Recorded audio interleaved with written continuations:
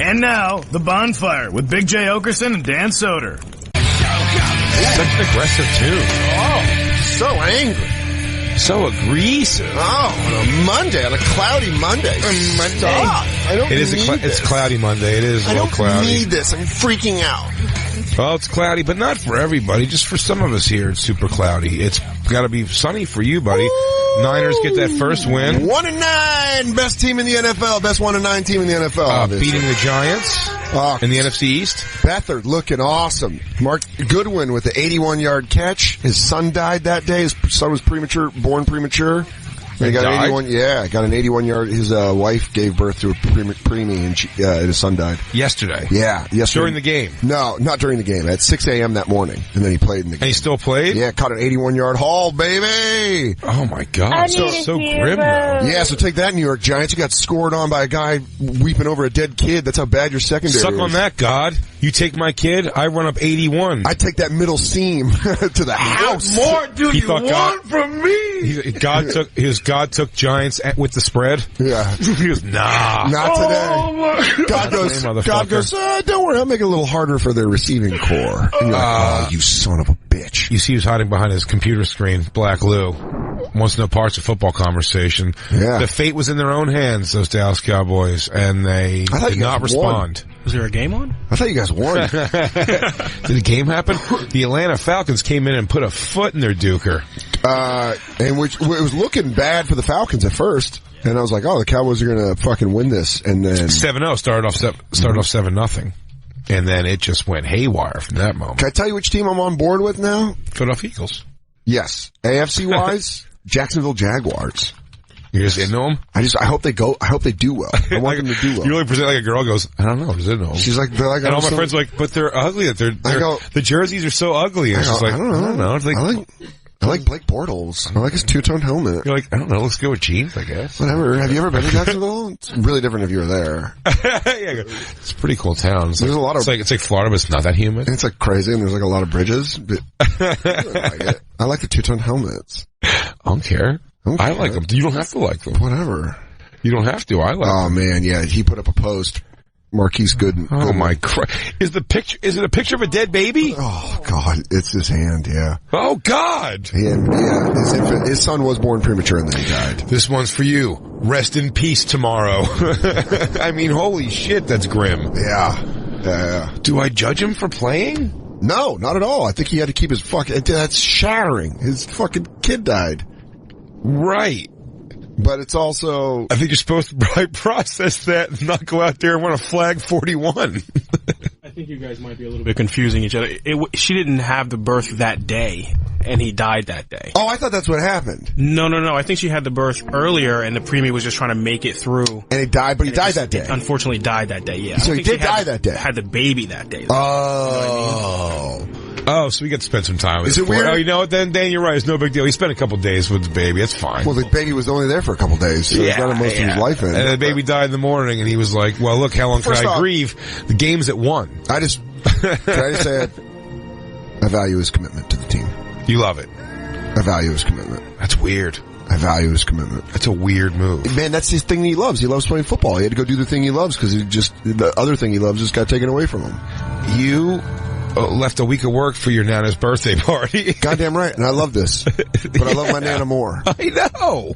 So I left for my Nana. But if my Nana was like, Dan, I'm going to die on Monday morning, I'd be here at 6 p.m. ripping voices, 81-yard voices.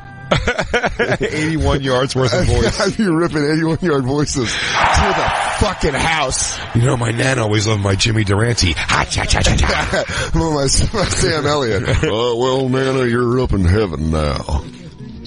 Yeah, dude. Yeah, I get it. Washing Dad's corduroy shorts in heaven. Tell him he lighting a Marlboro for Dad and Karen. That's morbid as fuck. Yeah. So, welcome to the honestly, Bonfire. if a player has a preemie baby die every week, they could probably get the season back on track and probably go 8-8. There you go. Guys, this cover 2 will stop them. Unless, and I'm going to do a real hypothetical. Oh, they're fighting for 7-9 right now. He goes, one of these kids, what is it, coach? They're fighting for a playoff spot? One of these receivers' kids dies. We're going to be in some real trouble. Yeah. Hey, And there it is, a catch at the 30-yard line. A man playing like his son's dead. I just want my baby. Yeah, that's Tyrese. You just look up on the big screen. You just see a newborn baby and a guy with a mask holding a knife to the baby's throat. Hey, Carlos Hyde, you want to see your baby alive? He's like, oh my God! He breaks free! He's at the 40! He's at the 50! Oh my God, did he do a touchdown dance at the end of it? If he still went with a dance. The cradle? Yeah. Oh, pointed to heaven to a cradle. Oh, baby's in heaven. No, he actually did. He did point to the sky. Down the demons. Push down the demons. Baby up in heaven. No. And what can only be said as one of the most inappropriate end zone dances. Yeah, man, it's fun. Who's that holding him over the top? He's like, made the football his dick, and he's like humping it around like, yeah. Oh, wait. Sorry, let me take a knee. Oh, sorry, this is a moment for me to reflect. Lord is my shepherd, hallowed be thy name. When the lion sleeps tonight. Wait, that's not part of it. Oh, Lou, you animal, you monster. He goes, you think CJ Beathard went to the huddle and he goes, hey guys, Eric Clapton on 3. All right, Brett. You get that window, you go right through it. That's funny. He goes, guys, just so you know, before we do this play, to win this game, he goes, Maya, we lost the baby this morning. He goes, hey man, my iPhone 10 hasn't showed up. I was supposed to be here last week, so we all have taken some losses. Yeah. Let's get out there and win a game. What do you say? How about we all get a win for once, huh? All right, I love you, buddy. He goes, I don't want to talk to you ever again. He goes, are you trying to imply now that we're 0-10 because of this baby? Because not even gonna happen. It's not on my watch. Not on my watch. Just get to the 40. Here it goes. I mean, it's a great sports story, but I mean, gee, that's tragic as hell. Good Lord. Very tragic. Very sad, but congratulations to Goodwin. Yeah, and they won the game. The Eagles move up. I mean, you got one full game in the NFC East without having to touch a football. How fun is that? On a bye week. That is so fun. Good. Everything good that could have happened. We need one. Eagles they're probably not going to win the Super Bowl this year. They probably won't even go. But it's kind of cool that they're like. But what if they do? Dude, oh man, tension is going to be high in this place. Why? Who's it going to be against? Not the Niners or the fucking Cowboys. Everything's fine. Also, they're all in the NFC. But I'm saying, like, you're going to be. No, that's what I'm saying. It's not going to be the Niners. It couldn't possibly be. Why would tensions be high? Maybe the Jaguars. Oh no, your new team? my new two-tone team. Oh shit! Now they probably won't even make the playoffs. But it was just fun. For some reason I was watching the Red Zone yesterday, and I was like, you just gotta know them. I can get into this Jaguars team. You're just into the Jaguars now. I'm into them this season. I'm into the Jaguars. Well, the Niners are fucking 1-9. Let me find out some boy you like's a big Jaguars fan. Oh God, if Robbie's a Jaguars fan, you think Robbie's gonna be a Jags fan? We'd be remiss if we didn't mention what's going on in the world of comedy right now. I mean, we had the Lost tapes last Thursday when the story broke, but we haven't obviously been together or talked about the Louis C.K. scandal. If you're not listening, Louis C.K. sucked me off against my will. Now, that did not make headlines because the world's not ready to hear the truth. And Jay has some shadow theories on the Louis thing that no one believes is What do you think, my acting got me on that show? I had to do things that a man... No. You had to what? Yeah. The New York Times That's not true at all. I actually said that the bummer of watching all this unfold is that Louis actually been quite good to me.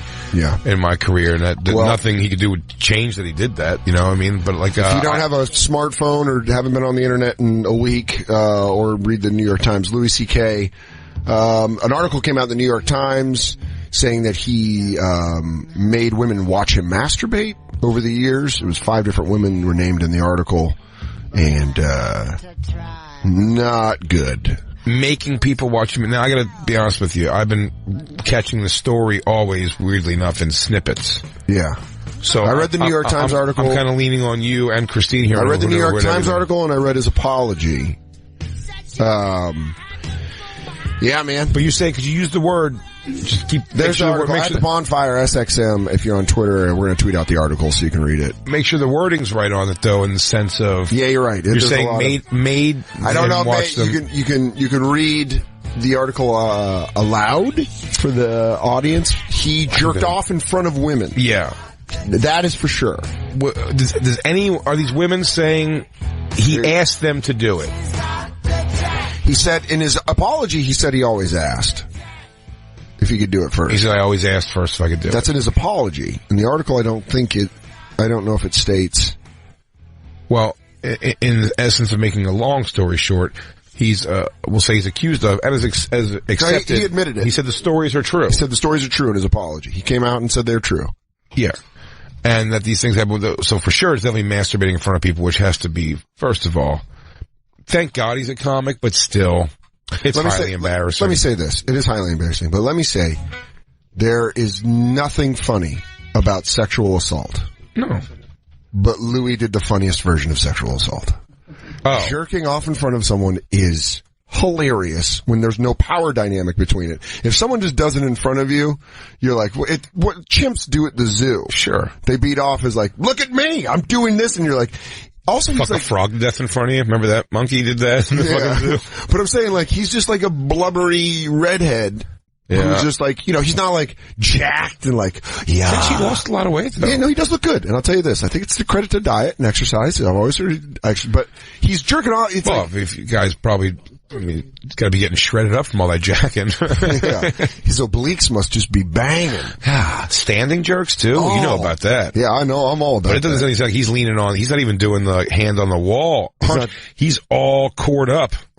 That's powerful. It's a good move. Well, he's done. Like his agents dropped him, his manager dropped him, his publicist dropped him. Now that part, I'm like, because in the article they try to say that his manager leaned on women to not say anything. Like he would be like, "Don't say anything. You're gonna make this worse for yourself." Which that's Dave Becky. Yeah, that's a bigger problem on top of an already big problem. Yes, like maybe they should have said something to him about it. But Louis' claim is that he didn't know that people were upset when it was over. Right? I mean, he's basically saying Christine, as a woman, do you believe that? No, is that what he's saying? Oh, I think it's one of the most unsexy sexual acts. Aww. Oh, well, Christine. We know where you stand. Well, that settles it. Yeah. I've been doing that so much in front of her now. I didn't know. You want to go back to going down on me for an hour every time we fuck? No, I do not. That's too much going on. I love conversations with clipped Christine. That is too much. We would just like jerk off next to each other on bears or hump each other's legs. Yeah, but what's the big deal? It's just two people trying to rock one out, but now she's telling me she has a problem with that. I'm not a pleasant, graceful comer. She's right about that. It's a very violent, aggressive action that has often involved me pain. Doing something illegal? All right, that's it. Walk off. Yeah. No more clips. I mean, Jacob, has Christine make you watch her jerk off? Has she used her power dynamic here? Yeah, she showed us the thumb technique. Oh yeah, you missed a week. She goes, Lou, you sit there. Now, put this on top of your hat. I'm about to knock it off with a squirt. You missed a hell of a week, buddy. Double thumb. Double thumb. She goes, push it on down. Push it on down. So he jacked off. I can't believe that was actually... I'm just going by the pictures. He jacked off in front of Tig Notaro on Dave Becky. I'm just putting stories together from pictures. Well, the article says that, it talks about the 2002 encounter in Aspen at the HBO Arts, Comedy Festival. That apparently wasn't like a well-hidden thing. People apparently knew about that. I mean, we can all agree. We've all heard somewhat, like, different stories of it. I think worse than that, it's hard to say worse than that happening, but, these two young female comics are, up in a room with a male comic they respect, and that happens. And it is a creepy situation if they were laughing, and it's one of those things where it's like, I don't know what the situation was. Where was he blocking the door? Did he make you feel like you couldn't leave? Did you feel like you were stuck in it? But after the fact, them trying to tell people the story of this creepy thing that happened to them and being shut down by somebody. Yeah. That is scarier to me than anything else, because maybe if these stories had been talked about, maybe there would have been a natural shame that would have come out, that would have maybe stopped it from happening all over the place and stopped it from getting to a point where he's losing everything from this weird sexual perversion he has. Yeah, because that's what it is. It's a sexual perversion. It's like, Kevin Spacey and Weinstein, they're monsters in a way. Like they're using their power to assault.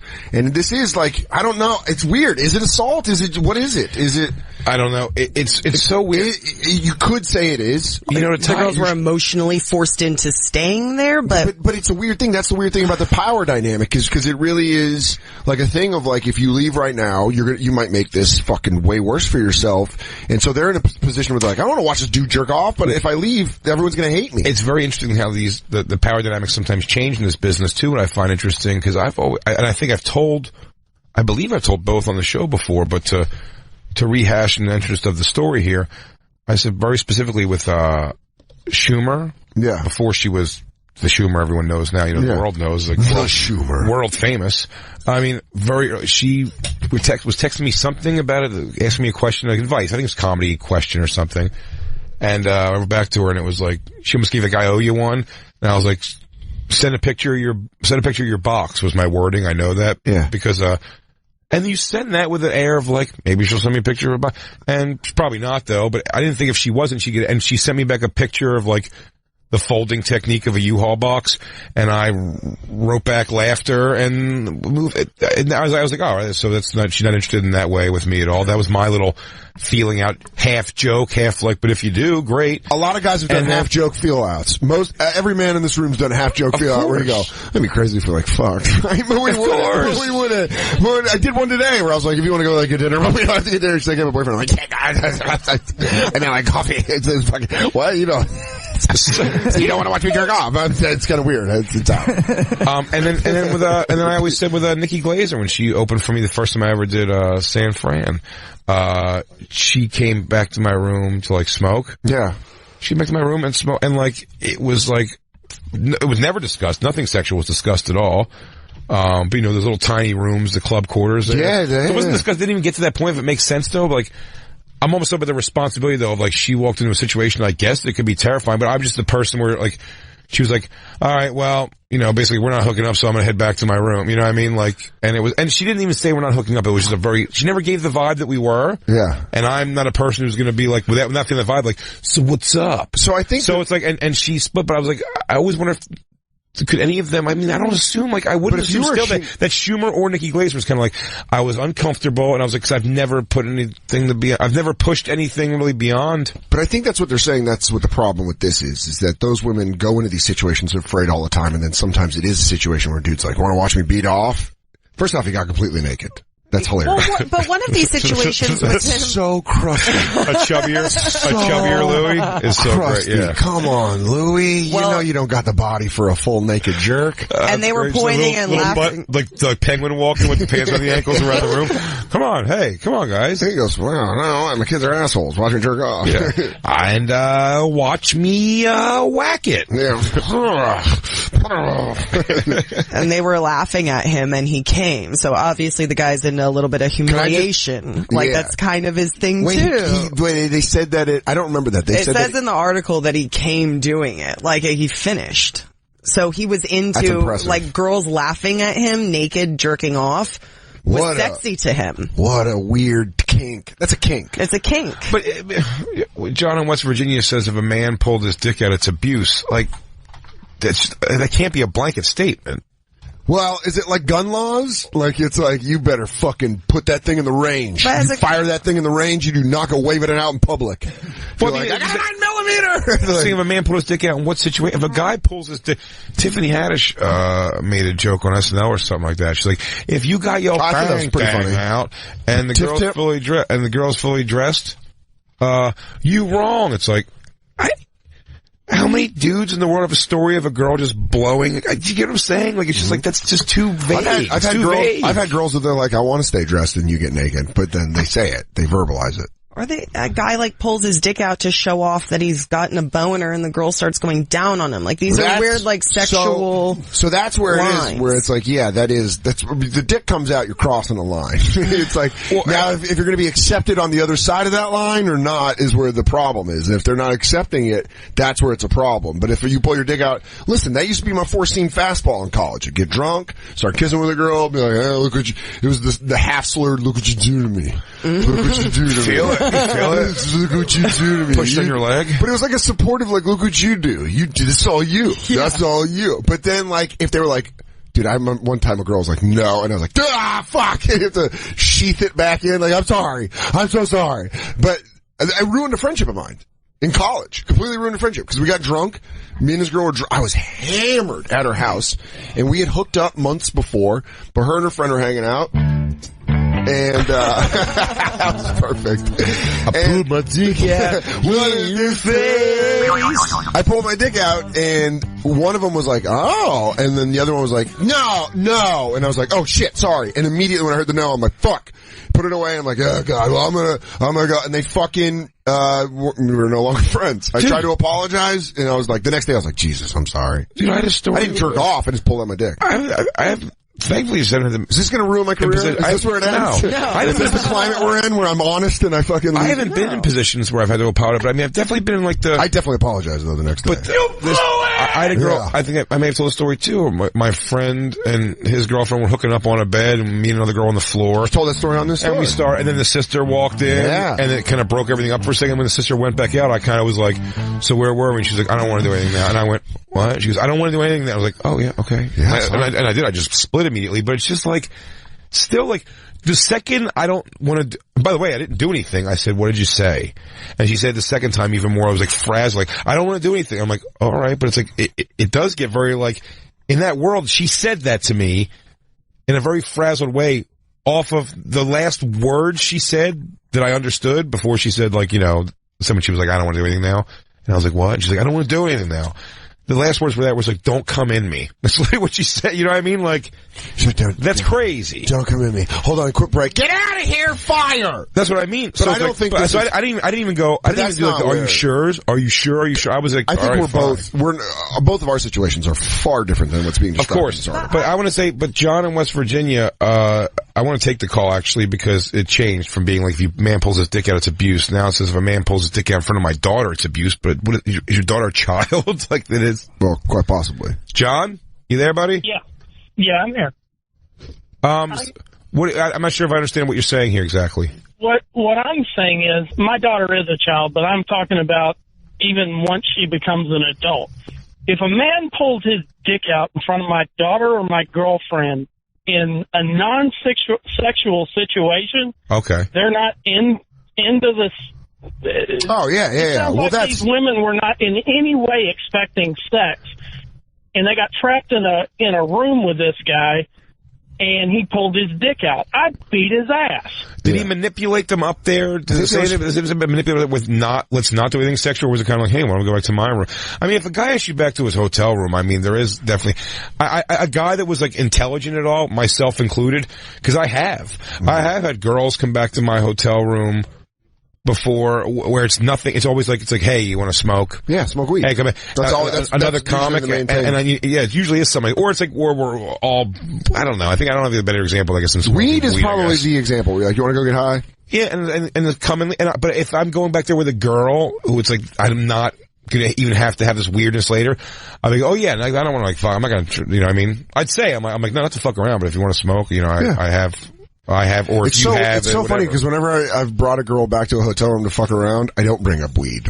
I'm like, hey, we're gonna go hang out in my room. And it's never like, you want to get high? It's like, do you want to go back to my hotel room? Because you're almost saying that. Do you want to go hang in my room? It's like, you're not like, let's go get high and then maybe hang out a little bit. It's like, no, I don't want to get high because if I get high, we're not going to do anything sexual because I'm going to get high and just want to lay there and fucking think, you know. Well, also, if you want to do something sexual, it's like, it's almost kind of get out. It's like, this is something, you almost want to get that before you get to the room, and it's like, are we going to be trapped there forever now? Yeah. You know what I mean? Yeah. If you're just coming to smoke weed, but this does sound like these two women, I don't know. We'll have to read the article. We got to take our first break, but. Well, the thing that surprised, one of the 5 women in this article, it's that he asked her if he could do that, and she said no, and he walked away blushing. And that's the one that I really don't, because I understand that, like, as a, you know, young woman in any profession, like, and there's a lot of men with power over you, but I don't understand the asking to do something abuse. And somebody said, well, what if he'd asked to sleep with her? Yeah. And that's where these lines, I'm like, it seems like we're just getting to a point where we're going to normalize everything and everybody's going to start going, well, it happens to everybody. Yeah. Well, with what John's saying here, though, obviously, I mean, the daughter thing is, of course, it's a child. But even when you're older, of course, I'm not talking about a flat out, like, moral situation. Like, you want to punch a guy who put your daughter in a situation where she was uncomfortable. Of course. Yeah. Even if she's an adult, I fully understand that. I'm just saying more in the eyes of the law or legality or something. I mean, if a guy pulls his dick out, I mean, like, there is something to be said, like, if you go back to the guy's hotel room and he pulls his dick out. By the way, I don't agree with any of that. This is all creepy to me. I wouldn't while I whip this out. I wouldn't just pull my dick out because I don't want the rejection of that and the making her uncomfortable. The whole thing to me is like there's risk. Well, that's a whole shit sandwich. Just risk versus reward. The risk outweighs the reward to me so much. Yeah. I'm like, oh man, this can go. I don't even know if I look at it like this deep down the road of like articles being written about it. I'm just saying in the weird, like I don't have a weird thing with this chick ever. I don't know if it's somebody who I know sort of. I'm just not that person. But at the same time, like. A guy pulling his dick out and the girl being like, what the fuck are you doing? I'm getting the fuck out of here. And then the guy's like, oh, alright, whatever. And leaves like, I'm not saying that's what Louis did every time. I got to know a little more about it, but I'm just saying like in that scenario, like he pulled his dick out and then I left and it was so weird and uncomfortable. It's like, did it change the course of your life? I think one of the arguments... Did it change the course of your fucking life? I mean, come on, that's a shitty night. But I think they're trying to say that's what that caused. That moment, that awkward moment, which might just be a sexual awkward moment for you, carried over for these women, and that they felt that they were pariahed in comedy because Louis was Louis, and he had the representation he had. This article is making it sound like they felt threatened, or they felt like they couldn't really pursue the jobs they wanted to because they told the story of Louis being a pervert. Because Louis was a pervert in front of him, basically. So that's what they're saying. But, I mean, I don't know. Then that's the risk take with telling the fucking story. You know what I mean? Like, guess what? Me and you aren't going to be in the new Corey Feldman movie, dude. What? We made a decision. Do you know what I'm saying? Like, that's bullshit. Huh? I still think I can. But you know what I'm saying? Like, you make a decision, and the thing, what's more worth to get out to the fucking world? You know what I mean? Like, I still think we still got a shot. I think we should take a break, because when we come back, we'll read his apology letter, because his apology letter is sort of hilarious. John, thanks for the call, buddy. Thanks, guys. Crackle, crackle. Crackle, crackle, dude. We'll be right back. It's the Bonfire. And now, back to the Bonfire with Big J. Oakerson and Dan Soder. Hey! That's Journey with Love and Touch and Squeeze, and right here on the beat of Manhattan. Yeah, you nailed it. I was letting you go. I just get so nervous in front of you. You're so good at it. You were just so good at it, You gotta hit that post. Hey, baby, you were really good at it. You were flying. Flying high. It's the Bonfire, Comedy Central Radio, Sirius XM 95. Big J. Oakerson, Dan Soder. You want to watch me radio? You want to watch me radio right now? What if I radio right in front of you? I'll do it. Our radio's so hard right now. I'm on radio. Let me get naked. I'm on radio. He goes, hey, can I radio with you? No, I just want you to watch me radio. Just watch me radio. Can I be a guest on your radio? No, it's radio. I just want you to watch me radio. No, I radio and you watch me radio. That's how it works. I'm the big radio. You're the little radio. You're the big radio, little radio. Well, we were talking about Louis C.K., the scandal that broke about him masturbating in front of women. It was a perverted thing to do. It's a wrong thing to do. And now our society does what it always does and destroys him for a little bit. And then we forget about it. And he'll be back in 6 months doing stand up. He won't have a show. He won't, it'll take him years to get back to where he was, but yeah, he apologized. I'll tell you this. It's going to take a bit. But his apology. It sucks. I mean, like, I feel bad. I feel bad for him. I feel bad for anyone that feels that he did something like terrible to them. Do you know what I mean? Who feels affected by it. Yeah, of course I feel bad for the victims. I feel bad for everyone. I don't feel bad for his management and his agent because I think it's a scumbag fucking move. I don't feel bad for them either. They really did a thing where they dropped him being like, see, we don't tolerate that here. It's like, go fuck yourself. Here in the article saying you leaned on people and now you just show me you're not loyal. Now you're not going to stay by your guy when he's down and broken and not try to fix him. You're going to fucking flee and then come back. Guess who's going to be back when he's back up? Hey, Louis, we didn't really mean that, we missed you here, buddy. We wish you could make some great, but at the time we had to, distance ourselves. It's like, go fuck yourselves. You guys aren't heroes for doing this. You just look like you look like bigger leeches. God, man, news is such entertainment, man. They just like the headline picture of him. They just find a picture of him looking like, just like, I'm sad. This sucks. Well, his apology, I wasn't that impressed with his apology. A lot of people are like, but it really lacked saying I'm sorry. You know, he writes. Should I read it? Oh, can I read it? But like, Jesus, I don't know. Can you do? I want to read it like such a hard time. Can I read it like I'm jerking off? Can you put sensual music on? Fuck yeah. Because it does, when you read it in a certain tone, it does sound like he wrote it while he was masturbating. Can I take over, jacking it halfway through? Yeah, absolutely. So what do you want to read to? Give me a word. Here, we'll go, I'm gonna go all the way to admired me.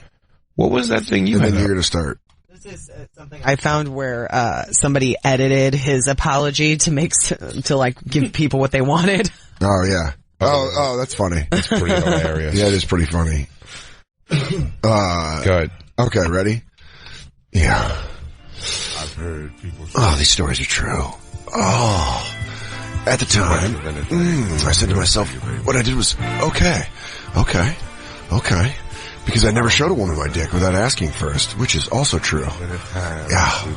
But what I learned later in life, too late, is that when you have power over another person, like the power, asking them to look at your dick, isn't a question. It's a predicament for them. Oh, the power I had over these women is that they admired me. Well, let me jump in here. Let me get a little bit of this. Yeah. I wield that power responsibly. Sure. I've been remorseful for my actions. Yeah. I even tried to learn from them. And run from them. And now I'm aware of them. And I lost my place. Where am I at? Where's my dick? And I've learned from them. And run from them. And now I'm aware of the extent. Oh, I'm aware of the extent of the impact of my actions. Oh, I learned yesterday the extent to which I left these women who admired me. Oh, yeah. Feeling badly about themselves. So badly. So cautious around other men who would never have put in that position. Not like me. I also took advantage of the fact that I was widely admired in my and their community. I'm so admired. I was disabled them from sharing their story. And it brought hardship to them when they tried. Because people who look up to me, they didn't want to hear it. Oh, yeah, I didn't. They didn't want to hear it. I didn't think. Yeah, I didn't think. I didn't think that I was doing any of this because of my position. You like this position? I'll have you not think about it. Oh, there's nothing about this that I forgive myself for. Oh, God. Oh, yeah. And I have to reconcile it with who I am, which is nothing compared to the task that I left them with. Oh, I wish I had reacted to their admiration of me being a good example to them as a man and give them some guidance as a comedian, including because I admired their work. Oh, they're very talented. Oh, the hardest regret to live with is what you've done to hurt someone else. Yeah. And I can hardly wrap my head, like that head, around the scope of the hurt that I brought on them. I'd be remiss to exclude the hurt that I brought upon the people who I work with. And I've worked with, whose professional and personal lives have been impacted by all of this. Including projects currently in production. The cast and crew of Better Things, Baskets, The Cops, One Mississippi, and I Love You, Daddy. I'm gonna switch grips in this one. I deeply regret this. It's longer this way. I deeply regret that this has brought negative attention to my manager, Dave Becky. Oh, man. Let's go, good man. Who only tried to my wingman, that's you, Goose. He only tried to mediate a situation. I caused it. I caused it, but look at it now. I brought anguish and hardship on the people at FX who had given me so much. The Orchard, who took a chance on my movie, and every other entity that has bet on me through the years. I brought pain to my family. Oh, sorry, moms, my friends, children, and my mother. I'm almost there. I've spent my long and lucky career. Oh, fuck, get over here. I've spent my long and lucky career talking and saying anything I want. And now I'll step back and take a long time to listen. Fucking thank you for reading! Wait, what's your name? Which one's who? Which one's you? Wait. Oh, God. Oh, the shame. Clean yourself up, you pig. Oh, nah. Get the fuck out of here, you whore. You wanted that so hard. I love so hard. Oh, Bev loves it. Oh, ba-boo-boo. So there it is. That's Lou's letter. That's Lou's apology list. That apology is, yeah. What's he gonna do, man? I don't know. He's fucked. He's definitely fucked. You do it, you have people help you stop, not get caught for it, it goes on.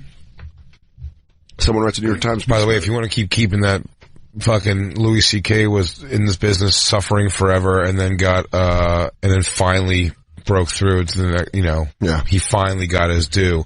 Just be that if he was that admired back in 2002. Dude, I said the same exact thing. Do you know what I'm saying? I said the same exact thing. I want to keep portraying the story. He goes, Louis just showed up overnight and bam, 25-year overnight success. He's been doing great for a long time. He was running on Conan. He was the head writer of the Dana Carvey show. By the way, I just watched Too Funny to Fail, which I loved. It's great. I loved. If you have Hulu, go watch Too Funny to Fail about the Dana Carvey show in 1996.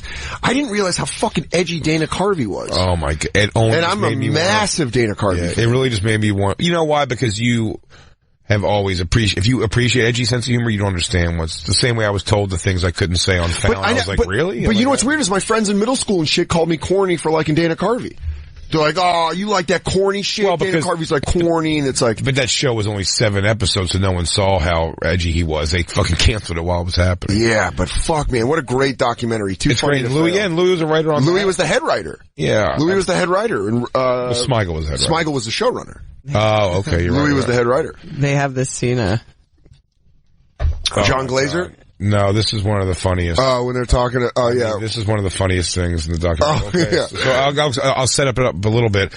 Dana Carvey show, which was a show they found out after they started making it that it was too edgy to be on TV because it followed Home Improvement in the time slot on Thursday nights. Yeah, Tim Allen on the time slot, and they thought that that would be a good lead-in for them, but they were definitely too edgy. But then the ultimate terrible thing in sitcom worlds happened to them. Also, set this up is that Dana Carvey show thought a funny joke would be to have a throwback. Yes. To the 50s of television where it'll be like, Valvoline presents the Ed Sullivan Show. Yeah. Pepsi, Coca-Cola presents the whatever variety hour. So they always had their show each week was by a new sponsor. Well, and then what happened was they legitimately started losing sponsors because they were so edgy. So Taco Bell was their first sponsor. Then they did a Bill Clinton sketch that pissed off Taco Bell, so Taco Bell pulled it. So then they started But they were going to be doing different ones every week anyway. They planned on that, but what made it a kind of a real and scary to them was that these fucking advertisers started legitimately dropping out, so they had to change it every week, even though they were going to to do that. So they had to get some specific. They had to get some specific sponsors. And one of them was like Mug Root Beer, Pepsi, Diet Mug Root Beer. Diet Mug Root Beer. So then this is the clip of them talking about them following Home Improvement and the day they realized it was they're fucked. Going to be a bad lead-in. Yeah. Improvement. When I heard about the time slot, this is Robert Smigel. I thought, oh, well, maybe it'll be compatible because Tim Allen's kind of a man's man kind of guy, and seemed like maybe he's a hip comedian. He'd been busted for cocaine or something. I don't know. Is Home Improvement a little racy, maybe? Right? I get your point now, Tim. You respect me, huh? I hadn't watched it until about 4 shows in. I just stopped everything at 9 o'clock on a Tuesday and watched it, and just watched in horror, just not believing what we had foisted on this audience. ABC Tuesday, a parent's worst fear, losing a child. I don't want to die, Dad. You never know whose family it will happen to. An episode so powerful, it hits home. You beat this thing, no matter what it is, you know? I'm not letting anything happen to you. A special Home Improvement followed by the Diet Mug Root Beer Dana Carvey Show.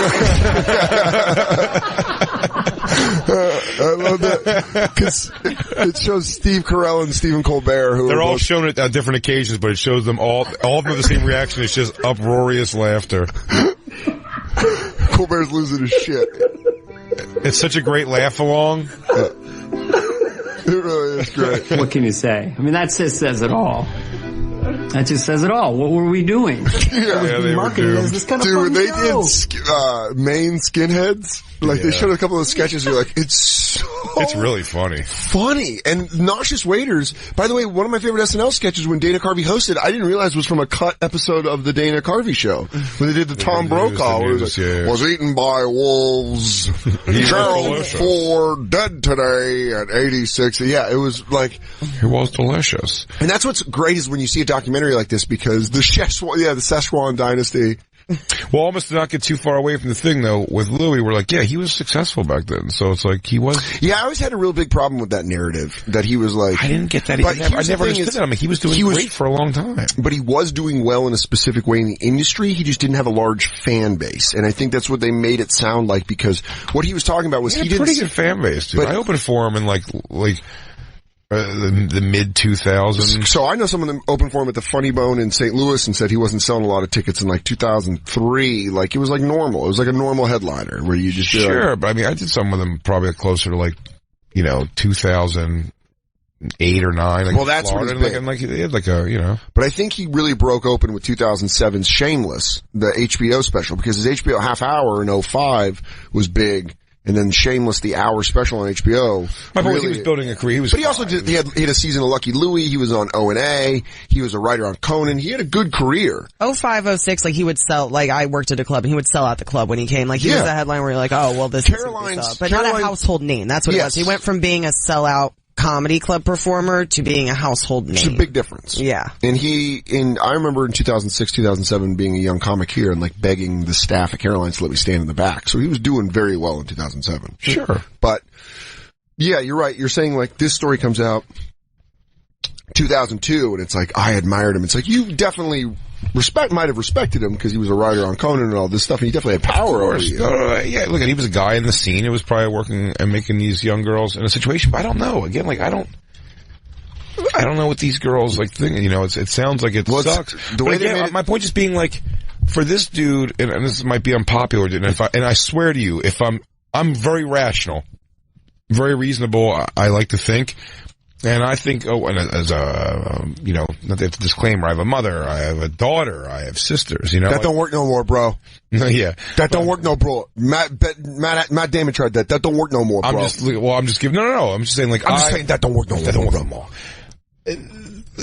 Listen, it's just a matter of, though, it's like, for what the punishment for the crime here, I'm wondering, like, and he'll be fine. By the way, you don't have to boo-hoo Louis too much. I mean, he's going to be a millionaire still. Yeah. He's a multi-millionaire. He can live the rest of his life on his money. I'm guessing on that, but I'm pretty certain of it. He has money for the rest of his life. That said, I'm like, Jesus Christ, man. Like, I mean, what more do you want? I mean, everything ever? This guy. The problem with that is just statistically. What do you mean you want everything ever?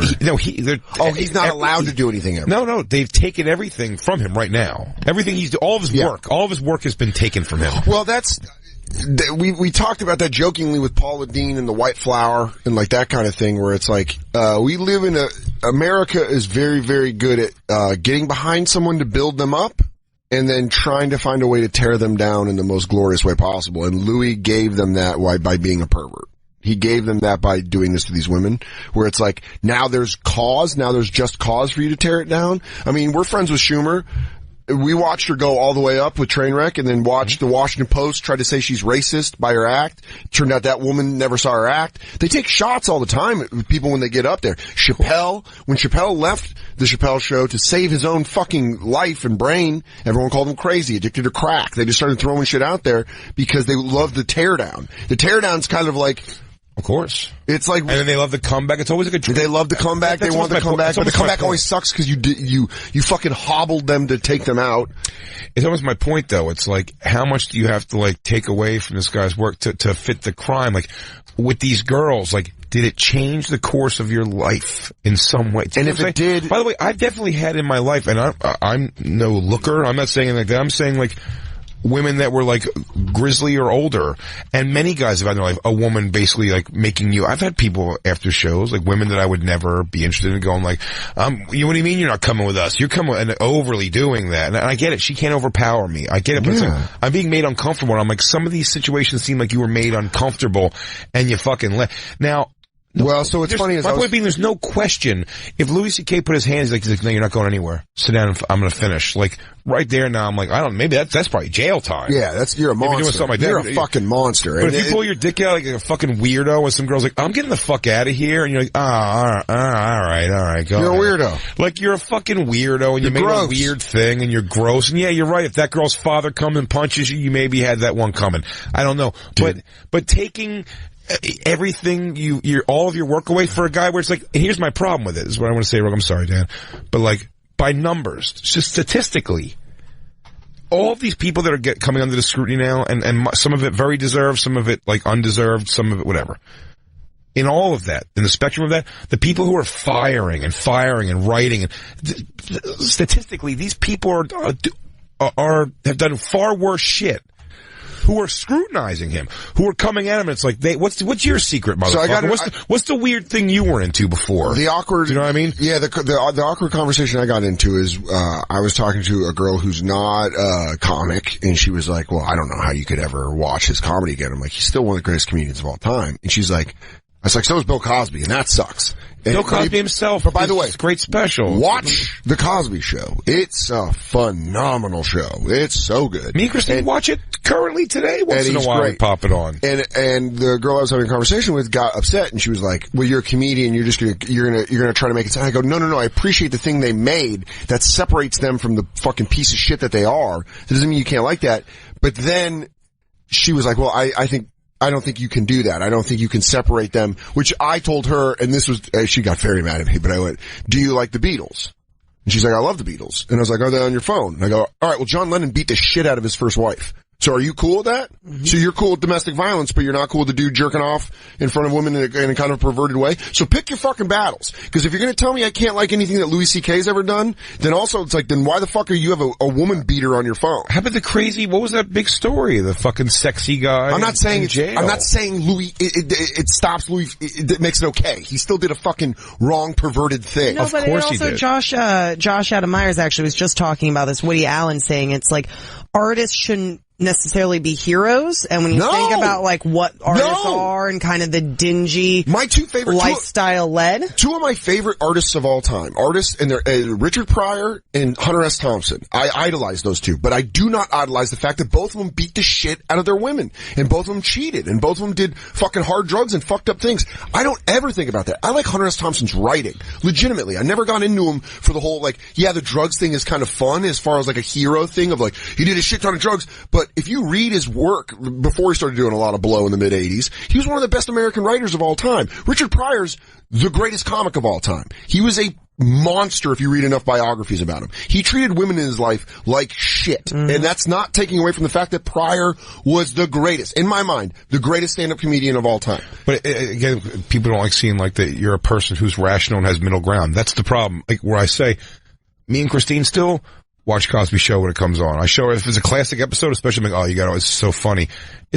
I don't even subscribe to the idea that most people are like, well, the only reason he's not going to jail is he's so old and decrepit now.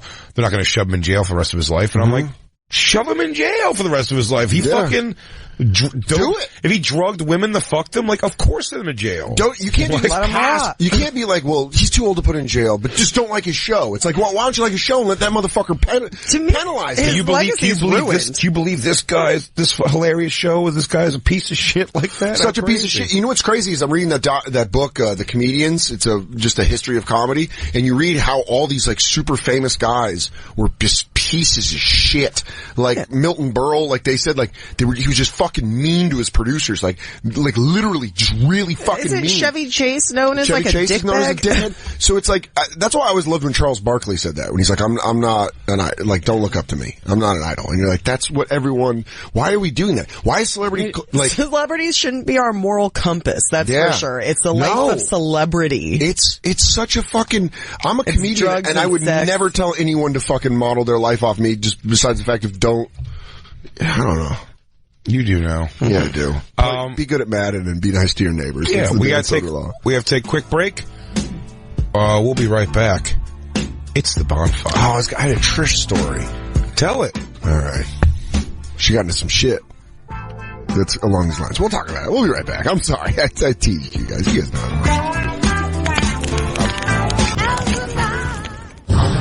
And now, back to the Bonfire with Big J. Oakerson and Dan Soder. You know what? You're a lousy kindergarten teacher. I've seen those finger paintings you bring home and they suck! Lou. God bless, I love you. It's the Bonfire, Comedy Central Radio, Sirius XM 95. And yeah, I meant Black Lou and White Lou. I was saying Lou in the proverbial standpoint. Hey! You know what breakfast? The Captain Crunch. It's the Bonfire, Comedy Central Radio, Sirius XM 95. I'm Dan Soder. That's Big J. Oakerson. Sure is. Puppy Monkey Baby's right behind you, looking furious. Oh, Puppy Monkey Baby. Puppy Monkey Baby. Puppy Monkey Baby. Puppy Monkey Baby. And I just found out we're going to have a porn star on tomorrow that is right down the old fucking Soder wheelhouse. Oh, make it happen. You made it happen. Is she going to come in tomorrow, Christine? I'm going to try to get her to come in tomorrow. Nice. To the night closes in. Because when she comes in, let's all just already be beating our dicks. I go, it's our birthdays. I go, now if you stay, it means something. Yeah, if you close the door behind you. Right now you have a moment. So I told, spitting right in her own butthole. The Dish and I, obviously I went to California last week to visit my grandmother for her 90th. And, the caterer is a camper. That was kind of weird. That's awesome, though. We were just talking, and he's like, his name's Jeremy, and he's like, so what do you do? I'm like, I'm a comic in New York. He's like, oh, that's awesome, man. So you stand up? I'm like, yeah, I took the week off here to do this party because I do a radio show. He's like, yeah, man, that's how I get my comedy, man. I listen to Sirius XM all the time. I'm like, oh, yeah, cool, man. I do a show called The Bonfire. He's like, what? I was like, yeah. He's like, oh, my God, you're Dan. I was like, yeah. He's like, oh, wow. Ah! It all kind of made sense. I'm like, yeah. He's like, holy shit, this is crazy, man. And he was just fucking great. He was great. He really fucking, but Trish the Dish, who's not even my grandma's daughter. Did you get extra filet medallions? Oh, dude, we got fucking finger sandwiches and there was bread. It was real good. Chicken wings. It was a real good fucking party. At the clubhouse at my grandma's, apartment complex. Fucking dope. I love those homeowner associations. Oh, dude, it was dope. So ill. Having a party at a clubhouse of a complex is always hilarious. Oh boy, I did that for my mom and my grandma. Both their birthdays. Always at complexes, of apartment complexes. Your mom's in a complex. My mom's in a complex too. That's where we had her fucking 65th birthday. Was at the clubhouse. Maybe might have just 70th. We don't know. D? So T the D comes out and helps me out organize the party. We left on Wednesday, but I told her, I was like, this is Louis C.K. article. It's coming out tomorrow about him jerking off. This was last Wednesday. And she's like, oh no, is it bad? And I'm like, I don't know. So she read it and I read it. And then we talked, yesterday on the phone.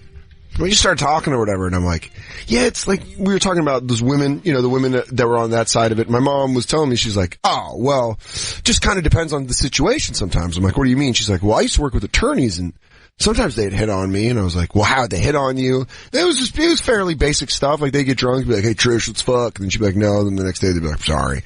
But she told me this story that I texted Jay, and I was like, I can't wait to tell you the story on air. This was about 5 years ago. So my mom was like 65. The D. T the D goes out on a date. It's a day date. They have a little lunch, some drinks at lunch, because why not? They're 65. So they have 5 o'clock somewhere. 5 o'clock, click, clank. They have a couple drinks, and then, being true 65-year-olds, they're gonna play cribbage. They've already had dinner. It's 4 p.m. Yeah. But they're like, my mom's like, do you want to go back to my house and play cribbage? Which does kind of sound like it could be a sexual offering. What is cribbage? Yeah, for me that would be totally sexual because I don't know what cribbage is. I go, oh, that's what old people fucking or something. Yeah, you go. Is that 70s for fuck? So this is great, man. So she, go back and they're having a conversation and she's like, do you want a glass of water? And he's like, yeah. She's like, all right, I'll go get you a glass of water. So she goes and she gets you a glass of water and she comes back and puts it down and then the dude just gets completely naked in front of her. Hell he yeah. He just gets completely buck naked in front of my mom. And my mom goes, put your clothes back on. He did. And he goes, what? And she goes, put your clothes back on. And I'm like, dude, I love the fact that my mom told this 65-year-old man to put his clothes on like he was 3 and he was running around the house having naked time. But my dog's hanging out already. You're not going to handle it? It seems to me, Patricia, that we're in a little bit of a standoff. We've hit a bit of an impasse here. I got my dog out, and you happen to have all your clothes still on. You got water in both your hands and the saliva in your mouth. But my mom was like, understand how many things you could use to make this situation better. Yeah, but it really was, my mom was like, I had to let him know in that situation, like, fucking knock it off. By the way, thank you, Christine. Good producing by bringing up what cribbage is, because I thought it was a weird game. I thought you invited your mom back for a weird game where he's like, I'm going to go change real quick, and then he calls your mom in, and he's like in a diaper in a giant crib holding a giant baby bottle. Like, that's this weird thing he plays. He goes, change me, change baby. Wah, my mom goes, I'm not into that. Baby. She goes, oh my God, did you make? I get into the role. I made a boom boom in my shorts. Hey, look, I do Meisner technique. But the thing my mom and I were talking about was there's no power behind that. Like, he's just some dude that my mom could kick out. Like, you know, she's like, hey, you weirdo. Look, I get as a girl, you don't know the guy you can kick out and the guy that's gonna fucking say I ain't going anywhere. I get, you have to be, you know, you have to read personalities, I guess, a little bit, and also people can flip on you. It's such a gray area, but at the same time, it's the risk in life you take every time you go on a fucking subway. Your life possibly in other people's hands. Every time, you know what I mean? There's these things. I asked my mom when you told me that you had a story. I was like, Mom, do you have anything? I called my mom. I was like, we'll call you on the show maybe if you have something good. And she didn't even have that.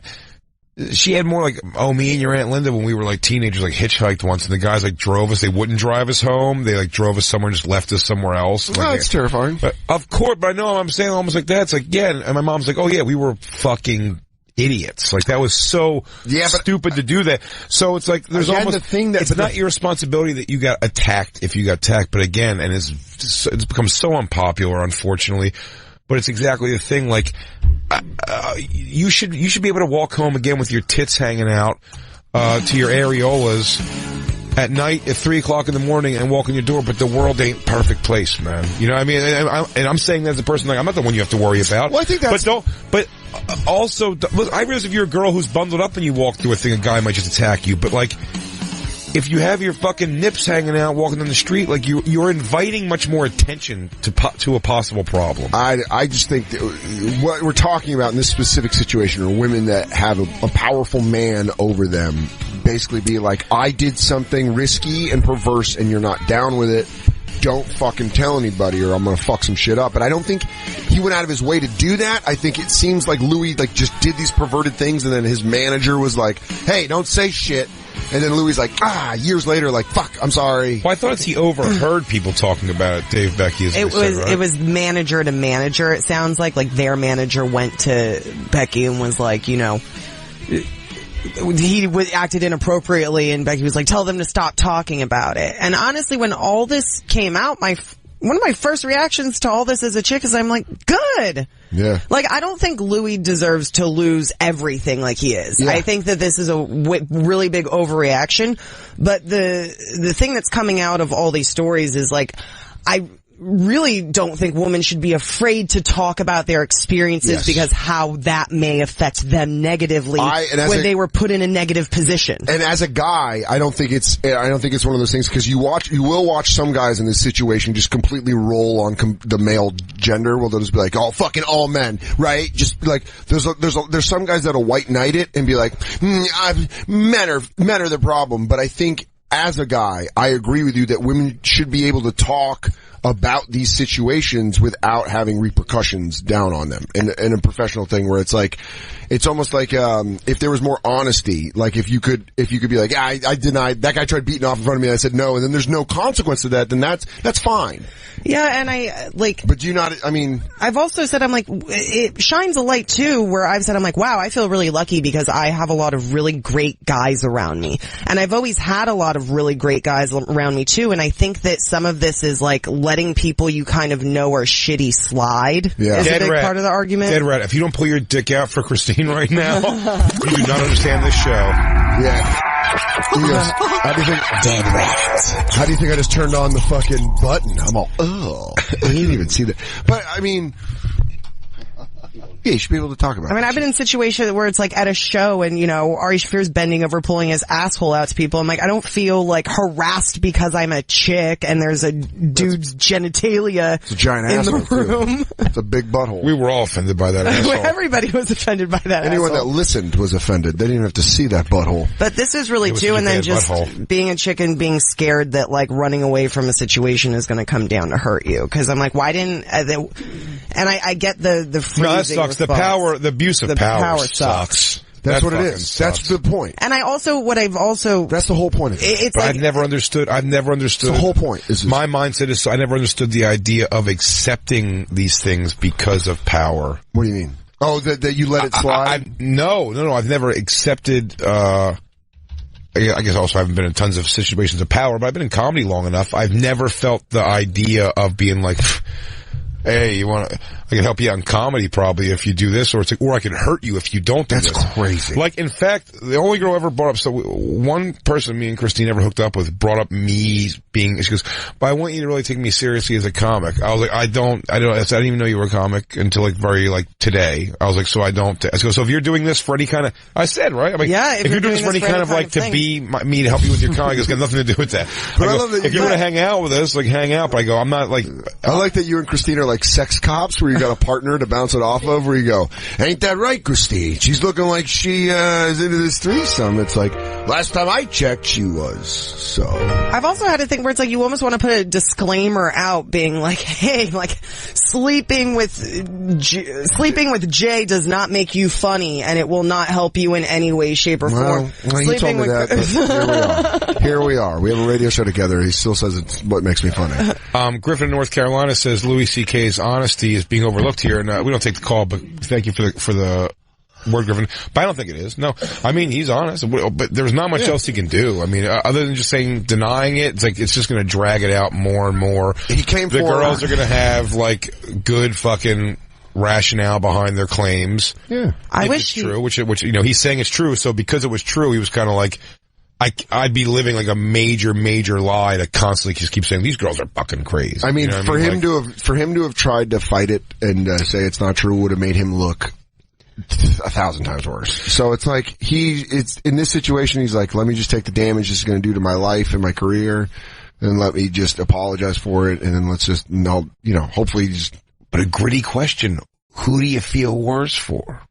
Do you know what I mean? Like, do you feel worse for Louis because like his life's been like fucking totally upended, or these girls who were like that was kind of fucking shit? But you're saying you think it was beyond that. Well, that's a shitty night.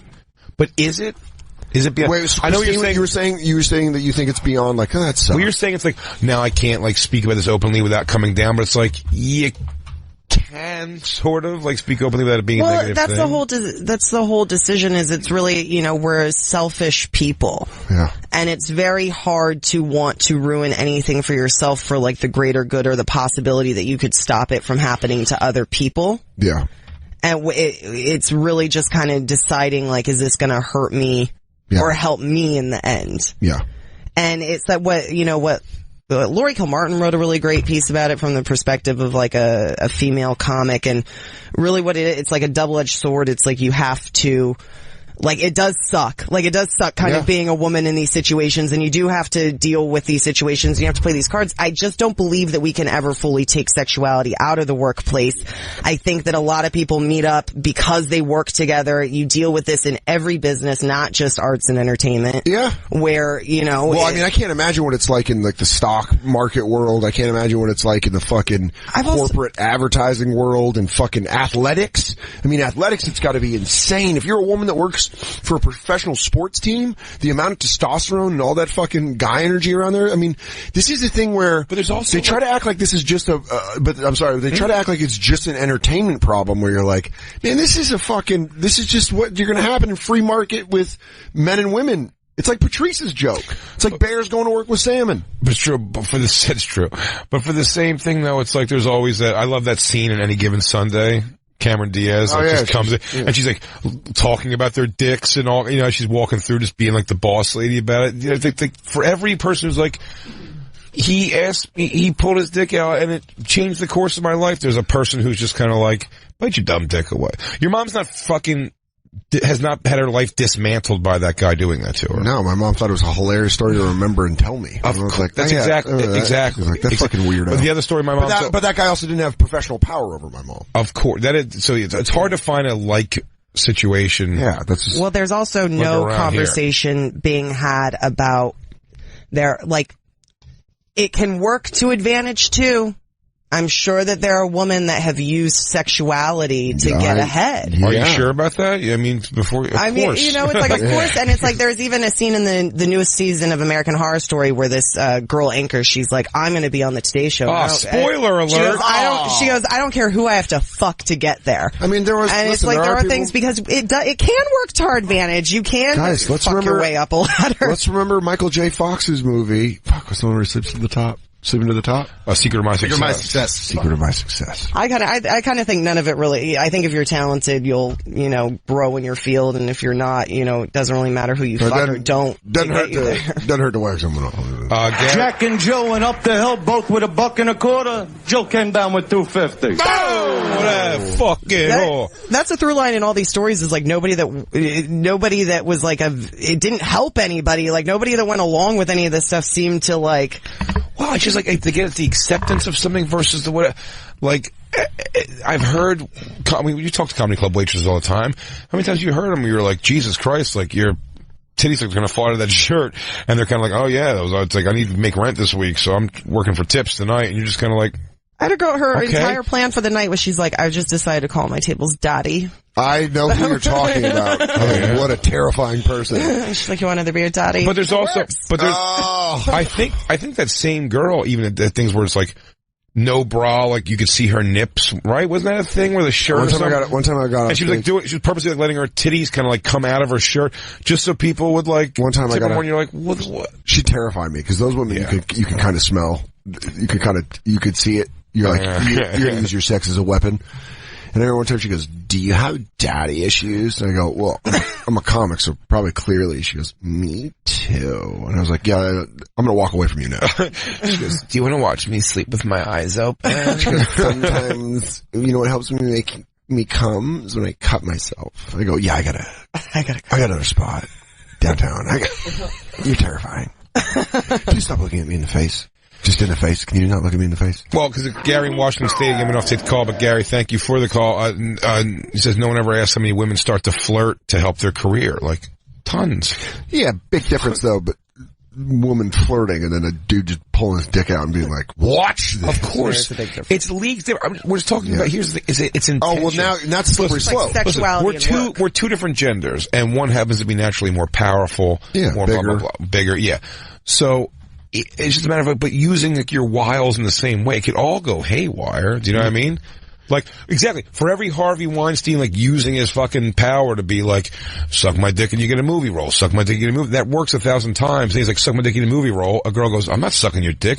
In fact, I'm going to tell people you even brought that up. And it's like, we have to fucking kill her. Well, now I got to get Israeli spies to fucking find out where this girl takes dumps in order to fucking blackmail her. I mean, you know what I mean? Yeah, it is like that. It's just kind of like, so it works, it's funny because it doesn't work. And it's all stuff that's like, the beginning of porn, but it's like if someone in porn was like, no!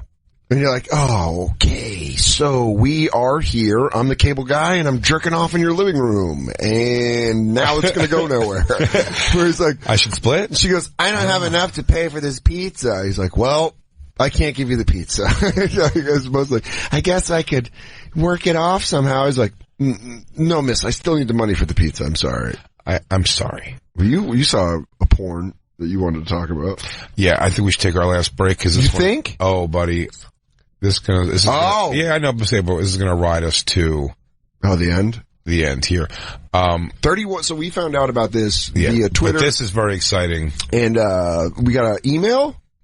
What is the Facebook group? This is a Twitter. It just started popping up. This went out on Facebook and on Twitter, and we caught wind of it. Banish, who I've met in L.A.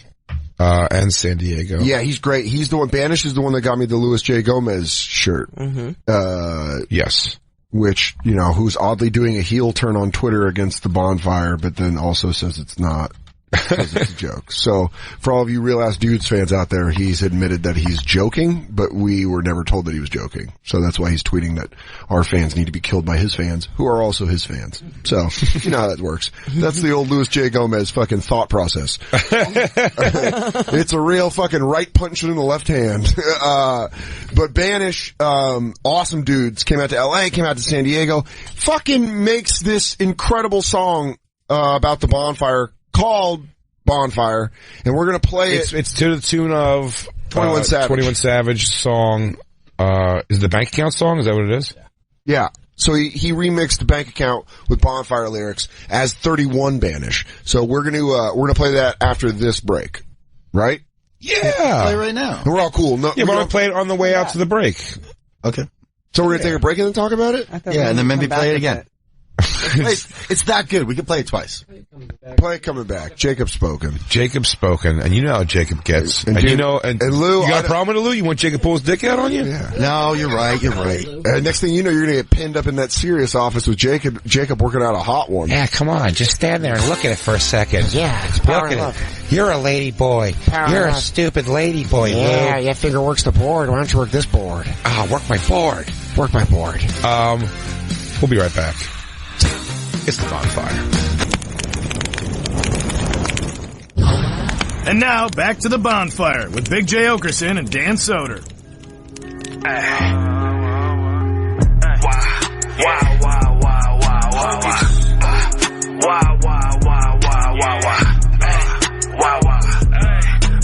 Marshmallow on a long wire. Great night for a bonfire. Campers gather for a bonfire. Oh, you dig on a bonfire. Pimpin' is pimpin' does. Stretch it out, but you be getting punked. I spaz on them, go full Mraz on them. When I catch them outside, they run. I can't even pretend. Nah, robot car with a bimp. Yeah, dogs are there, bims are there. All I do is motherfucking win. Luda. Huey Lewis in the news. Kip up in a ghillie suit.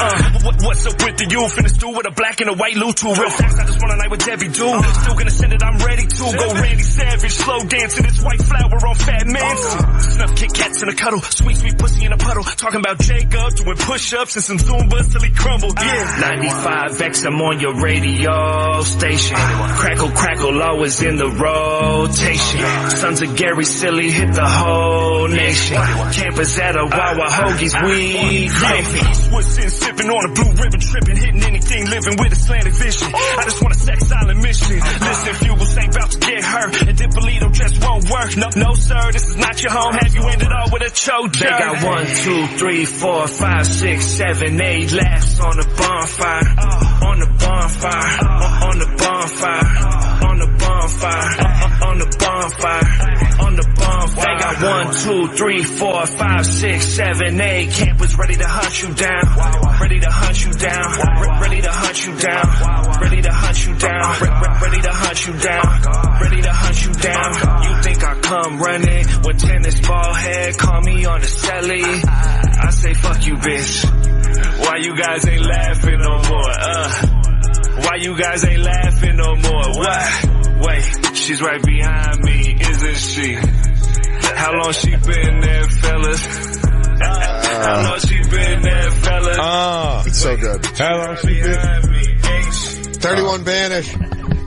Also known as Banish. I mean, that's so good. So good. I love it. I mean, it's about us. I mean, I know, but every line is a reference to the show. I mean, deep ones, deep cuts, the Debadoo, the fucking, there's a couple deep cuts on there.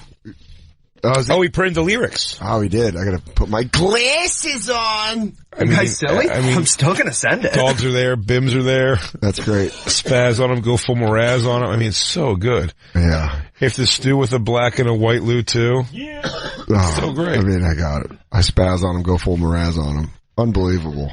So good. Thank you so much, Banish, for that. I mean, that is so amazing. Our fans are very amazing. And I tell our fans to listen, don't let Louis J. Gomez goose you up to even wasting your time getting upset about it. Yeah, he was trying to be funny. He's actually doing his brand of humor. And all credit to Louis. Puerto Rican retard. He's going full Louis. He's doing a full Louis. He's becoming something more. Growing, evolving, getting bigger. Dude, I gotta tell you this. More stupid than stupid. I went to a dinner party at my cousin's in LA, and it was an LA dinner party. My cousin has some very nice friends. Nick Novicki was there with his wife. Oh, so it was fun. That's one plate. Go ahead.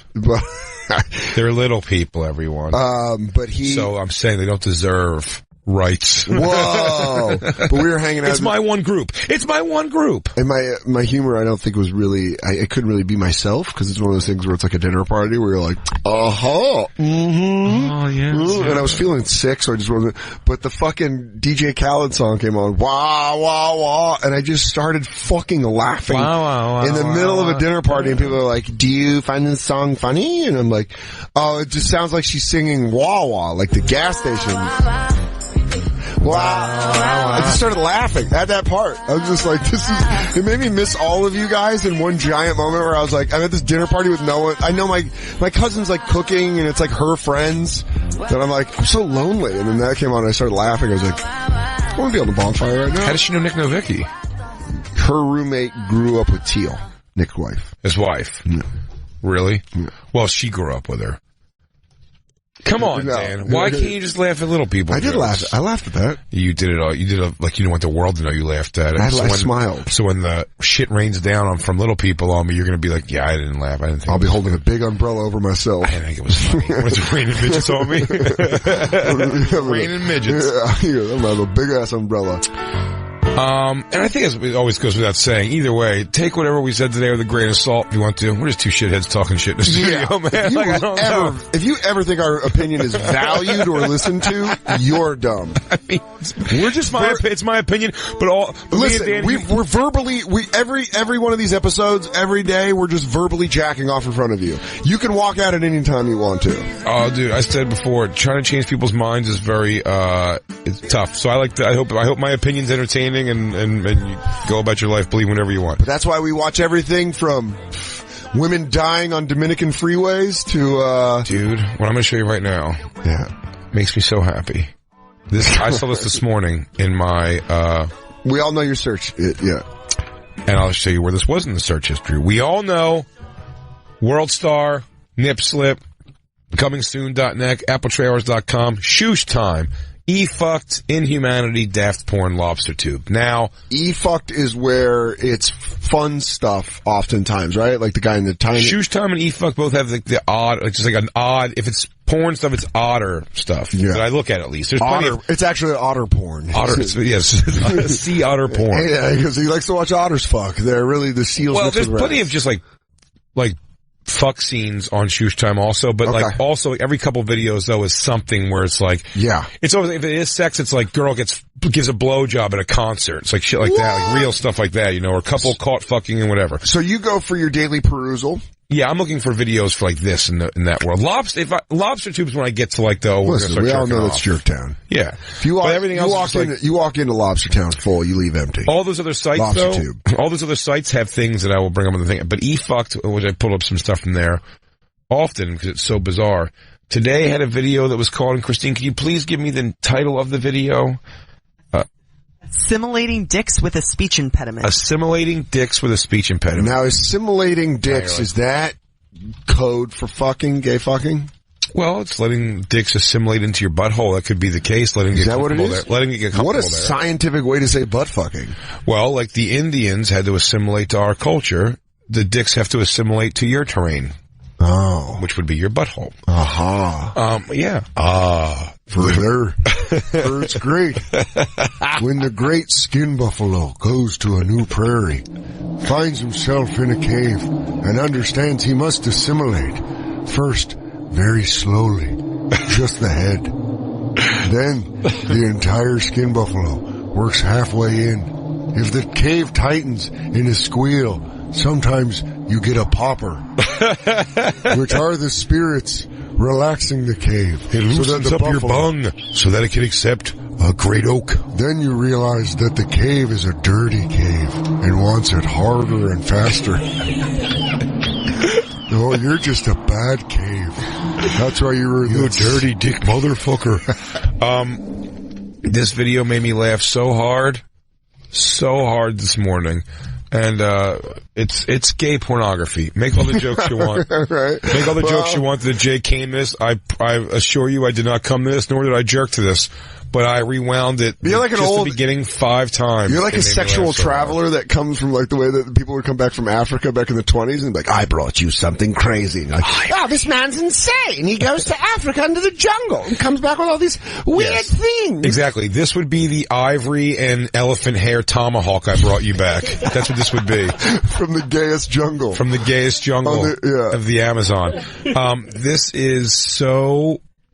Or the Congo. Is this better? Is this better than? I mean, first off, it's a dude blowing a guy from behind. Yeah, listen. But stop it already. Hold on, real quick, and I just tell you. Go back to the freeze scene. The initial opening freeze scene. This is it. No, you gotta stop it and like go back to the actual thing that makes you bring it. You click it. Yes, there. Yeah, it's a white dude sucking a guy's dick with his butt exposed. I'm gonna get this pic. There's a man on all fours. You don't see his whole body. You see his butt cheeks. Yeah.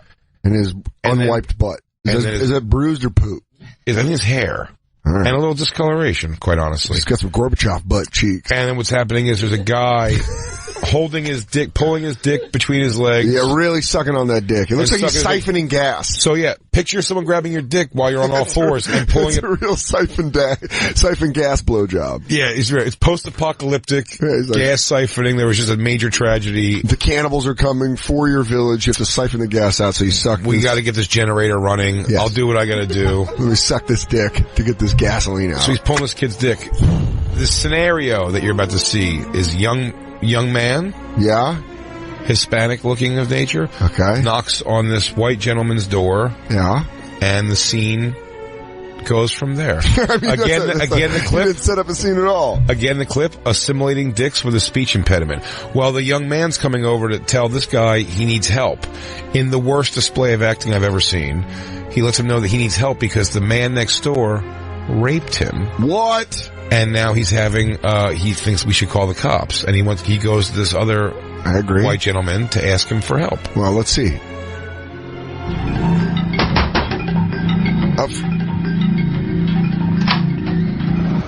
Please, sir, can I use your phone?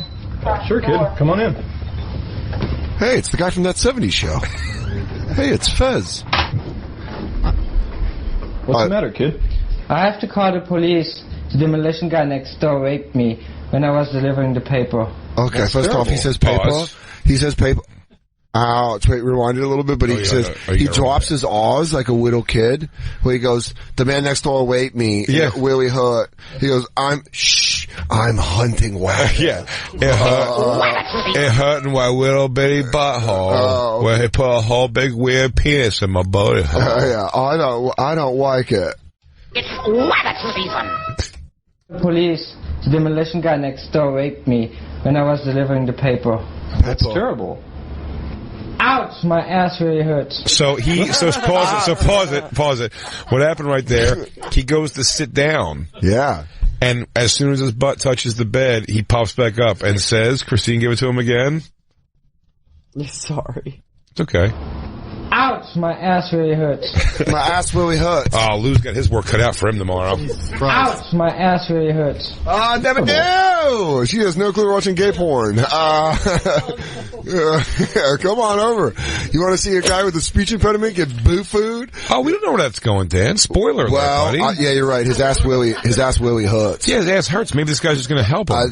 Is there a chance this fucking are we in a world now where no one believes a white man can just come and help this young Latino boy? Well, I don't know if he has a head cold or his butt really hurts. I don't know. Do you have maybe a donut I can sit on? I was just next door, Willie, and I was raped earlier.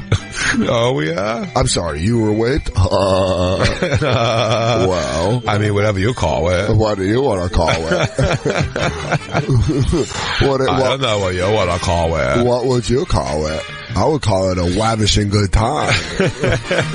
Go back to the ouch. I love you playing the Looney Tunes at the end of him getting ouch. Lighten it up a little. Yeah. That's how he comes. All over your butt. I want to do that next time I come. That's all, folks. That's all, folks. Oh, you're. Get yourself a towel. Clean yourself up, you pig. That's what I was going to say. I say, thanks, you little piggy. Such a little dirty little piggy boy. Go, Christine. Let me hear the ouch again. Ouch, my ass really hurts. Listen, I'm a doctor. Why don't you drop your pants and let me take a look? Listen, I'm a doctor, and I read lines as wooden as the dicks that I suck. Wait, go back. What's he saying? Sorry, go back, Christine? No, don't apologize. Ouch, my ass really hurts. Yeah, I already got that. Listen, I'm a doctor. Why don't you drop your pants and let me take a look? I don't know. Okay. Oh, come on. I might be able to help. He's also time out. He's looking at the kid like a refrigerator he's going to try to lift. He goes, I don't know. Come on, just take him off. He's sizing the kid up a little bit. What can I do with this kid? He goes, wow, that doesn't really sound like a professional doctor's opinion, but I guess you're right. Is this your examination table? That'd be great if he's like, if he's wiping fucking this dude's fucking jizz off his own cheek, and he's like, I'm actually a doctor of physics. He goes, do you know what? I got my doctorate in writing. So fun fact there. Anyway, dummy, take your butthole out of here. This gets better, I promise you. Lou? Sure it does. White Lou? Alright, the doctor now pulls down his pants to reveal his butthole and nuts. He's pretty swollen. It's practically inside out. Oh. Pause it. What a great description for a guy's asshole. He's showing him his asshole. He's presenting his asshole to him, and the doctor says, it's pretty swollen. It almost looks turned inside out, which, listen, I can't speak for everybody else in the room, because I don't think any of you are. I'm looking at this butthole, and it looks like it's normal to me. Yeah.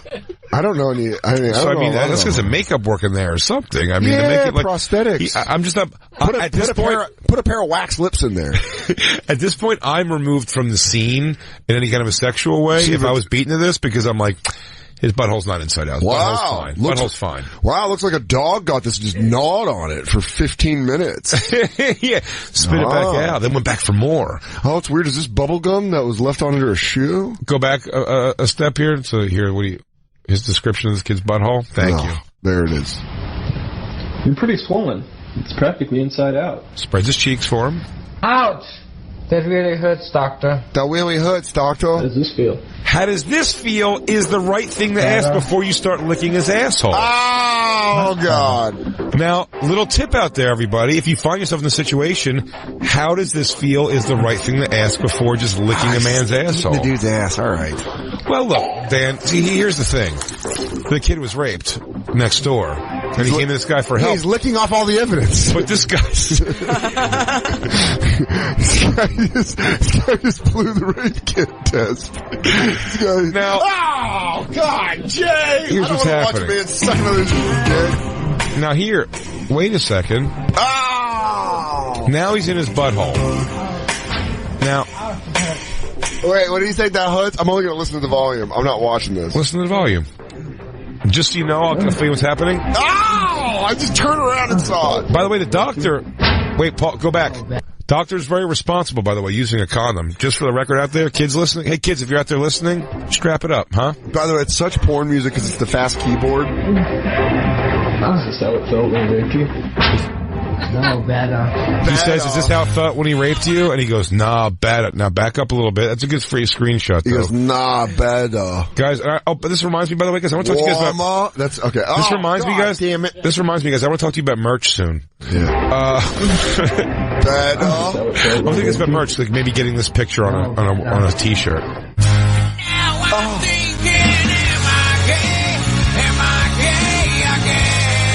Is this you or Lou? Thinking, am I gay? Am I gay again? I think it's one of the most unsexy sexual acts. Butt fucking? Dudes butt fucking? It's Christine, how dare you?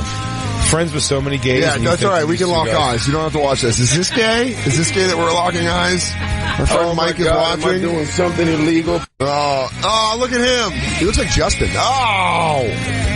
What more do you want from me? Oh, it's better. It's way better. I gotta say, the thought of getting a man's dick... Oh my God. And guys, pause this for a second. I'll say it. I'll be the first one to say it. I think the idea of a dick in the butt sounds very unpleasant. Dude, yeah. I don't want to make anyone feel bad about what they feel in this room, but I'm saying, for me, dick in the butt sounds not good. I don't mean to sounds quote... not pleasant. To me, I want to quote the video we just watched. It hurts. It sounds like it hurts. It sounds like it hurts a lot. It sounds like it would really hurt. What hilarious fucking acting. I mean, how do you not break at the fucking, in the meeting where you hire that guy to get butt fucked? He's like, so are you willing to have butt sex? He's like, yeah, whatever's good for the film. And he goes, okay, so you're fine with, Raj over here is going to be playing a doctor, and you're going to come in and he's going to have anal sex with you. Like, well, as an artist, I feel I take the material and I do as best as I can with the material that's presented for me. I mean, I guess I'd try to really get into the woe and just see where the woe took me. You know, if the woe took me to his door and we made love, then that's where I end up. We have to hop up. Yeah. It's like, okay. And he really did, I mean, what a hilarious... He goes, Pablo, you want to come out tonight? He goes, so I have to study my wines. I have a big acting base tomorrow. I got to play a boy who was raped. I have to go sit on some ice preemptively, and then I have to go for my wines. I'm not eating a lot today. I really got to queen the pipes, as they say. There's got to be more speech impediments in porn that we're not aware of, because what a hilarious thing. Oh, just look up porn speech impediment. I bet there's a whole do that. thing. What if that's just actually its own subcategory? Yeah. Like, I only jerk off with chicks with lateral lisps. And they're like, suck my pussy. There's got to be a deaf girl in porn. You're fucking meant too hard. There has to be a deaf girl in porn. Oh, there's gotta be. Fuck you. I don't care if they can hear me. She goes, she goes, do you feel my balls slapping on your ass? What? She's taking from behind. She's just like, do you feel my balls slapping off your ass? Just a straightforward look. Yeah, of course I do. Oh, is this the girl with a lisp? Mm-hmm. Where she has a lisp? Orgasming on webcam? She's cute. I'm gonna try another one. Say S words, dummy. Let me flip this into my smash. Turn it on. Oh, jeez. Oh, jeez. This could be such a good one. I don't think she doesn't have a dead tongue, Dan. You got her tongue flapping like a basset hound. I don't know. I'll put a thing right in my... Best part about my porn scenes. Shoving it right in my poof. Sometimes it just feels. You just got to get to the part. Get towards the end when she comes. Sounds like tickle. Sounds like. Is this girl? And this girl officially has a lisp. It says lisp. Yeah, the bunch of them it says this she has a lisp. I know you guys are gonna love this product. You have to try it. She doesn't have a lisp. No, it's just a tongue ring thing. Oh, fuck. Well, it's too many videos of it to not be real. There's something that's funny here. Ooh. Hey, baby, are you on the fuck bed in the kitchen again? 1 second, please. Fuck yeah. Fuck yeah. Uh-huh. Right. Say your list. Yeah. By the way, I want to say for the record out there, we're all clothed while this girl is doing this, so it's like, honest to God, she's sort of violating us. Nah, find someone else. Go down, Christy. Go down to the comments. Just say, like, where there's a moment where she says this. Because I couldn't jerk by the way she was saying her S's. Yeah. No comments. She didn't say any S's. That's the problem. Yeah. Someone just knows that. He goes, oh, it's Carol. She has a speech impediment. Oh, you don't know her? You don't know her? She was in Blonde Bangers 48. She couldn't get through her scene. Is there any deaf porn stars? There's gotta be. You can't. Do you think it's a benefit to be a blind porn star? No, because you end up fucking a bunch of gross people. Yeah, but then you work a lot. That's true. You work a lot. A deaf Asian? Come on. No. Oh, come on. Please let her... Wait, get to the interview part. No, you're at the fucking... Go to the interview at the beginning of it. Hey! Now, Christine's just watching it for her own sexual enjoyment. This is the interview, is it not? No, they're not being interviewed. She's putting cream on her sniz. Back it up to, where they're talking. Can you hear me? Back and spread your cheeks. This is Christine. Is this how you do interviews, Christine? If this is how you do interviews, then I'm fucking worried about our relationship. There, interview. Okay. I will write on a piece of paper what I want you to do. Okay. That's pretty hilarious. Oh. It's going to be a little more complicated than I thought. I need you to take off your why did you say that in the phone, please? Stand up. Why do you want... Right. Yes. Why do you want me to... You gotta tell me what to do. She's not talking enough. Cute panties. Cute panties. She can't hear you, fuck nuts. It's like, cute panties. No idea what you're saying. I'm still getting nothing. I'm getting nothing. Nice panties. Uh-huh. Flip over now. Huh? Do you like that? Huh? Pardon? You say something? Oh, God, baby, you're so good. You're so good, baby. What was that? Say come. What's that? What's that one? All right, let's find a different one, Christine. This one blows. Yeah. She's not even deaf. It took us 25 minutes for Christine to realize what an interview was. She goes, isn't this double anal? This is interview, right? Is this interview? I go, Christine, how did you get your jobs earlier?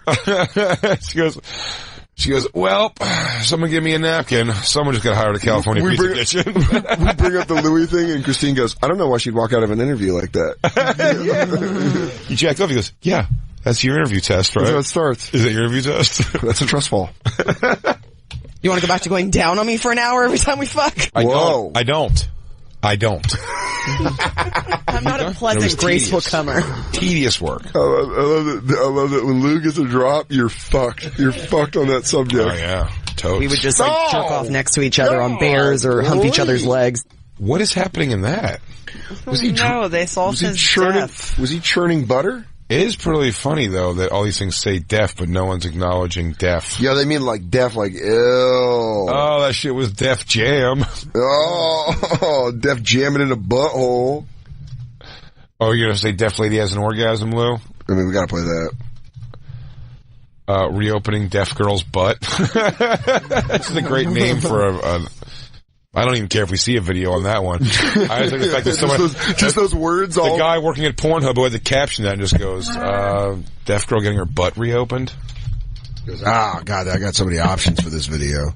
That's really fucking hilarious. I wish I was looking at this. You know, we'll find, we'll come into the game with more handicapped porn stars as the days move on. Right now. We don't do it all at once, Dan. It's your first day back, buddy. You're right. We gotta take it slow. We gotta take it easy. We had to cover the Louis stuff. We got a bunch of fun stuff this week. Yeah, well, Big J's gonna be in Jesus, can I ever talk? Big J's gonna be at Phelium. Phelium's the new hug club. In Philadelphia! Oh, Philadelphia. This Thursday through Sunday. Big J's gonna be at Helium in Philadelphia. That's what I tried to say. So go get your tickets right now. It's November 16th to the 19th. Go get tickets at bigjcomedy.com. Can I say, I want to say, starting on Monday. Yeah. I don't want to go, by the wayside for everyone to understand. Sunday, if you come to a Sunday show, there will be no meet and greet. I'm not doing I'm not meeting up after people after the show because, gotta watch the I have to avoid the Eagles game. I gotta drive back while it's happening. I'm bringing food back. I think Ari and Vecchione are gonna come over and watch the games. Ari Shafir is a Cowboys fan. Is he?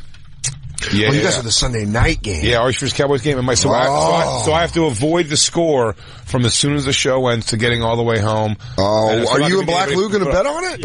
Yeah. You want to do something? Oh, what do you want to do? Oh, here we go. Right here on air. 50 smackers? I mean, as long as Tyron Smith is playing. Huh? 50 smackers on it? 5-0. 5-0. American, don't pull that Dan shit on me. Hey, American you got your $20 fucking dollars. American green bill dollars. Fantastic. I would have given pennies. Ooh. Wow. Are you bringing Wawa back? You want to come and watch the game? Vecchione's gonna come over, buddy. I might bring back some Tony Luke sandwich. I'm bringing back sandwiches and shit. Not just Wawa. All kinds of shit. It's gonna be fruity nut cakes. Can I tell you this? Wow. Yes. Body rolls hitting. What time are you getting back? 10:30, 11. Ooh, sticky. Maybe. Dan Soder, if not at my house, he is going to be at Cap City in Austin, Texas. Thursday, November 30th through Saturday, December 2nd. Get your tickets for that and all of Dan's shows at dansoder.com. See him live. As always, you can follow us at the Bonfire 6M on Twitter, Instagram, and Facebook. Yeah. Jacob, Christine, Black Lou, White Lou. I think we did a good show today. Yeah. I feel good about what happened in here. It's good to be back, guys. Louis C.K. and Bufu. What else do you need for a Monday? Little else. Little else. We'll catch y'all tomorrow. Crack.